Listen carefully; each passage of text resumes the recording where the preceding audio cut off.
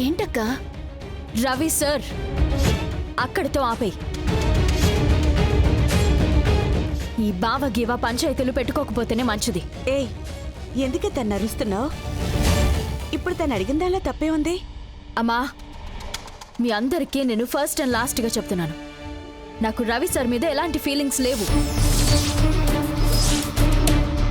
ఆయన నాకు అసలు నచ్చరు. నాకు జన్మలో ప్రేమ పెళ్లి అంటూ ఏమీ ఉండదు. నేను చివరి వరకు ఇలాగే ఉండిపోతాను. మీ ఇద్దరు అనుకుంటున్నట్టు ఏమీ జరగదు. దయచేసి దీని గురించి ఎవరు నన్ను ఫోర్స్ చేయకండి. బంగారి, ఎందుకలా మాట్లాడుతున్నావు? నేను నిన్ను రవిబాబును చూస్తూనే ఉన్నాను. మీ ఇద్దరు ఆపమ్మా. మీరు ఊహించుకుంటే అది నా బాధ్యత కాదు. నేను చెప్తూనే ఉన్నాను కదా, మా ఇద్దరి మధ్య ఏం లేదమ్మా. మళ్ళీ అది మాట్లాడుతూ ఉంటే ఏంటర్థం? ప్లీజ్ అమ్మా, ఇక దీని గురించి ఎవరు మాట్లాడకండి. నాకు చాలా కష్టంగా ఉంది. వదిలేండమ్మా. బంగారి,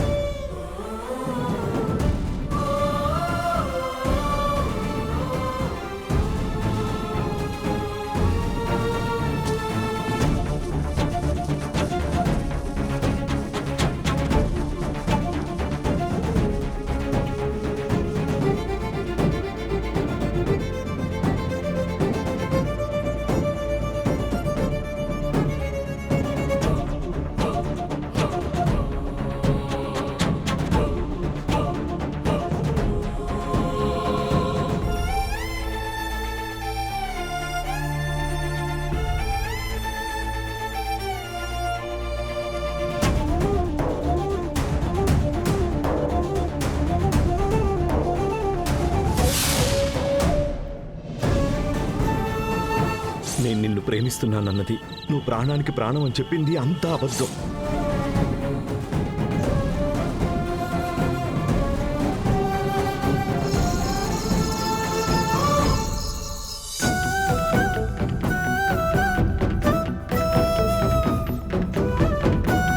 అమ్మా, మీ పరిస్థితి చూస్తుంటే నాకు చాలా కష్టంగా ఉందమ్మా.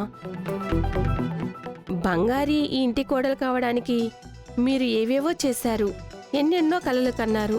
కానీ రవిబాబు ఒక్క సెకండ్లోనే అన్నిటినీ నాశనం చేసేశాడు కదమ్మా. ఇప్పుడు మనం ఏం చెయ్యాలమ్మా? నువ్వు చెప్పు, ఏం చేద్దాం? ఏం చేద్దామంటే, రవిబాబు మనం చెప్తే వినేవాడే కాదు.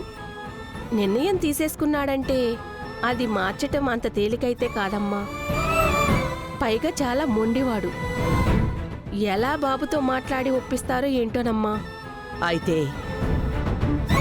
ఆ సంయుక్తని ఇంటి కోడలుగా చెయ్యాలా? అయ్యయ్యో, ఆ అమ్మాయా? ఆ అమ్మాయి ఈ ఇంటి కోడలిగా వచ్చిందంటే ఈ కుటుంబం అంతా పాడైపోతుందమ్మా. ఆ తర్వాత మీరు కన్న కలలు కలలుగానే మిగిలిపోతాయి. ఏమంటున్నావు మణి? అవునమ్మా, తను మన కుటుంబానికి తగిన అమ్మాయే కాదు. నిజం చెప్తున్నానమ్మా, ఈ కుటుంబ సంతోషాన్నంతా సర్వనాశనమైపోతుంది. ఎలాగైనా ఈ పెళ్లిని ఆపాలమ్మా.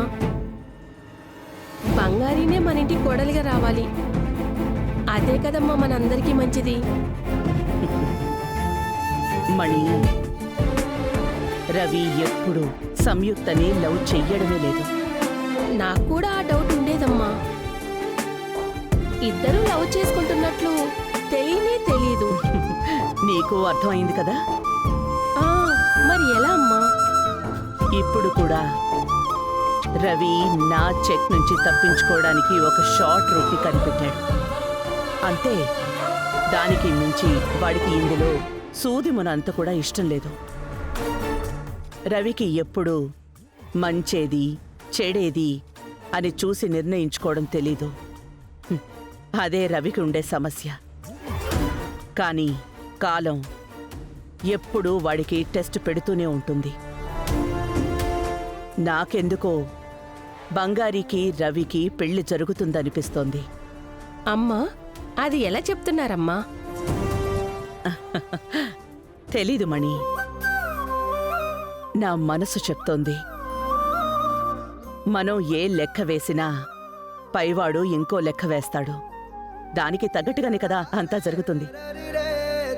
ఆ లెక్క రవికి బంగారికి జరగబోయే పెళ్ళయ్యుంటుందని నేను నమ్ముతున్నాను.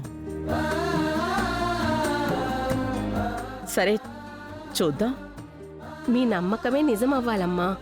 నేను ఆ భగవంతుణ్ణి ప్రార్థిస్తాను.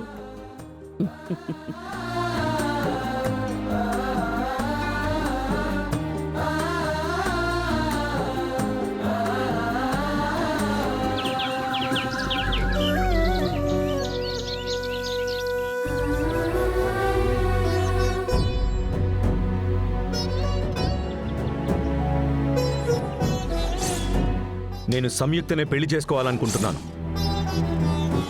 నీకు బంగారితోనే పెళ్లి జరుగుతుంది.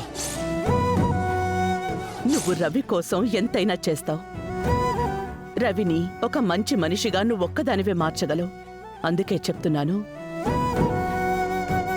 రవికి నువ్వొక్కదానివే సరైన అమ్మాయివి.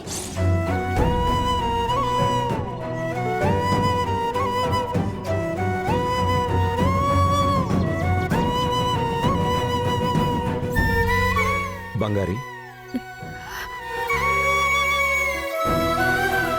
ఝాన్సీ అమ్మ తన నిర్ణయం చెప్పినప్పుడు నువ్వేమీ మాట్లాడనే లేదు. నువ్వేమనుకుంటున్నావు? బంగారి, ఝాన్సీ అమ్మ చెప్పినట్టు ఏమీ జరగదు.